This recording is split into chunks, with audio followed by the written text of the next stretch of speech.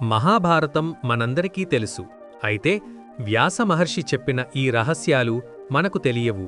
వ్యాసుడి అసలు పేరు కృష్ణద్వైపాయన. ఆయన సరస్వతీ నదిలోని ఒక చిన్న ద్వీపంలో జన్మించాడు. అందుకే ద్వైపాయన అయ్యాడు. అతని చర్మం నీలంగా ఉండటం వల్ల కృష్ణవ్యాసుడు అని పిలవబడ్డాడు. వ్యాసుడు స్వయంగా రాయలేదు. గణపతిని పిలిచి తాను చెబుతుంటే రాయమని కోరాడు. గణేశుడు ఒక షరతు పెట్టాడు. నువ్వు ఆగిపోతే నేనూ రాయడం ఆపేస్తాను అని. అప్పుడే వ్యాసుడు చాలా క్లిష్టమైన శ్లోకాలను చెప్పి సమయం తీసుకునేవాడు. మహాభారతం అసలు పేరు అది కాదు. మొదట జయ అని పిలువబడేది. కేవలం 8800 శ్లోకాలతో.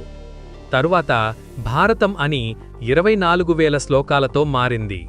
మూడో దశలో మనకు తెలిసిన మహాభారతం 1,00,000 శ్లోకాలతో ప్రపంచంలోనే అతిపెద్ద ఇతిహాసంగా రూపొందింది.